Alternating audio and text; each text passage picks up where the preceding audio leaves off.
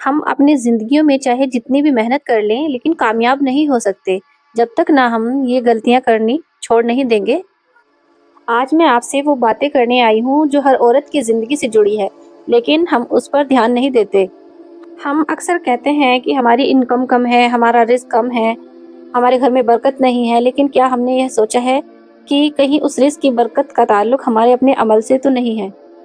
آج میں آپ سے یہ بتاؤں گی کہ ایک عورت، ایک بیوی اپنے شوہر کی روزی میں کیسے برکت کا ذریعہ بن سکتی ہے۔ دیکھیں، یہ باتیں صرف دین سے جڑی ہوئی ہی نہیں ہیں بلکہ ہماری اصل زندگی سے بھی جڑی ہوئی ہیں۔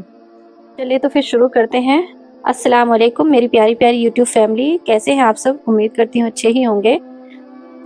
تو دل سے دعا عورت کی سب سے بڑی طاقت ہے۔ عورت کی دعا کوئی عام دعا نہیں ہوتی، خاص کر جب وہ اپنے شوہر کے لیے چھپ کر تنہائی میں دعا کرتی ہے۔ جب وہ کہتی ہے، یا اللہ میرے شوہر کی محنت کو قبول کر، اس کے رزق میں برکت دے اور اسے حرام سے بچا، تو یاد رکھیے ایسی دعا اللہ کبھی رد نہیں کرتا۔ بیوی کی دعا شوہر کے لیے ایک نہ دکھنے والی ڈھال بن جاتی ہے، اور جو ہمارے اوپر پریشانیاں آئی ہوئی ہوتی ہیں تو ان میں ہمیں راحت دیتی ہے۔ عزت اور قدر، رزق کو بڑھانے کا عمل۔ بہت سی عورتیں بنا سوچے اپنے شوہر کی محنت کو چھوٹا سمجھ لیتی ہیں، لیکن جب عورت اپنے شوہر کو عزت دیتی ہیں، اس کے کام کو اہمیت دیتی ہیں، تو اللہ اس کام میں برکت ڈال دیتا ہے۔ لوگوں کے سامنے شوہر کی شکایت رزق کو روک دیتی ہے، لیکن چند الفاظ، آپ بہت محنت کرتے ہیں، یہ لفظ بھی عبادت بن جاتے ہیں۔ حلال پر راضی رہنا برکت کی جڑ۔ اگر بیوی اپنے شوہر سے یہ کہے، مجھے کم ملے بھلے ہی لیکن اللہ کو ناراض کر کے نہیں، تو یہی جملہ اس کے گھر کی بنیاد مضبوط کر دیتا ہے۔ حرام کا ایک قطرہ پورے گھر کا سکون چھین لیتا ہے، اور حلال کی تھوڑی سی کمائی بھی پورے مہینے کے لیے کافی ہو جاتی ہے۔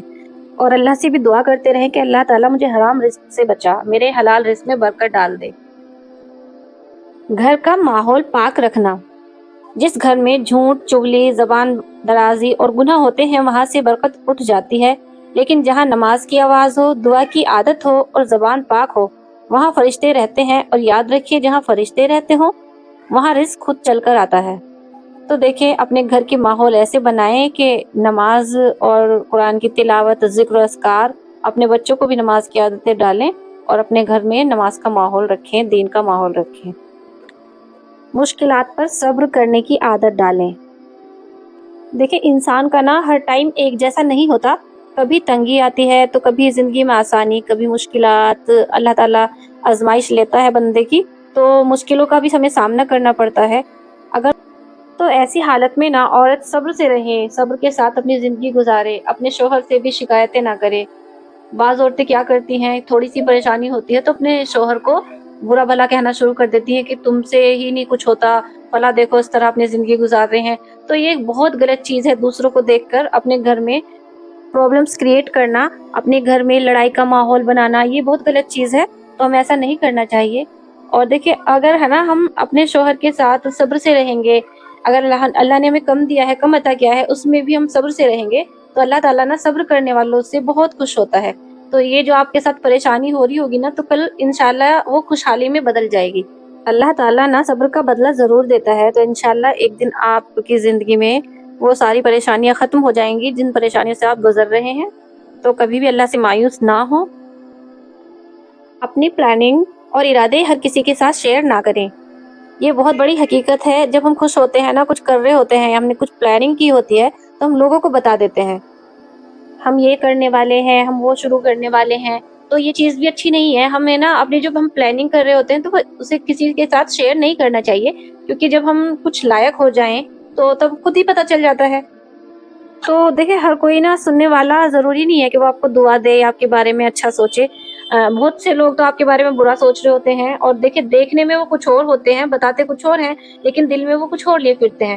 تو یہ بہت یہ غلط چیز ہے، یہ اچھا نہیں ہے آپ کے کام کے لیے۔ تو آپ کسی سے شیئر نہ کریں۔ دیکھیں، ہر نظر دیکھنے لائق بھی نہیں ہوتی، نظر بد، جلن، بے وجہ کی رائے اکثر ہماری برکت کو روک دیتی ہیں، اور جو ہمارے کام بن رہے ہوتے ہیں بنتے بنتے بھی رک جاتے ہیں۔ اس لیے جو بھی پلاننگ ہو، جو پلان آپ نے کیا ہو، تو اسے اللہ اور اپنے گھر تک ہی سیمت رکھیں، اپنے گھر تک ہی محدود رکھیں، اور جب کام ہو جائے، آپ کو اس میں کامیابی مل جائے تو پھر آپ بتا دیں۔ ہر کسی سے مشورہ نہ لیں۔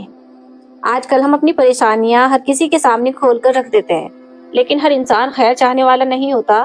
کچھ لوگ صلاح کے نام پر ہمارے دل میں ڈر بھر دیتے ہیں، اور مطلب ہمیں مان لو کہ ہم اپنے شوہر کی بات ہو یا اپنی ساس کی بات ہو یا اپنے گھر کے کسی بھی فرد کی بات ہو، ہم ان کے بارے میں ان کے بری بات یا برا سلوک جو بھی آپس میں ہو رہا ہوتا ہے ہماری انبن، وہ بتاتے ہیں تو ہمیں چڑھا دیتے ہیں، مطلب ہمارے دماغ میں وہ چیزیں فٹ کر دیتے ہیں۔ تو ہم مطلب وہ ہمیں نیگیٹو تھوڑ ہمارے دماغ میں لاتے ہیں، کوئی ہمیں پوزیٹیو مشورہ نہیں دیتے، وہ مشورہ نہیں دیتے۔ تو اس لیے ہمیں اس چیز کو اوائڈ کرنا چاہیے کہ ہم کسی سے بھی اپنے گھر کی باتیں شیئر نہ کریں، کسی سے کوئی مشورے کی بات بھی نہ کریں، اور وہی ڈر ہماری ترقی کو بھی روک دیتا ہے۔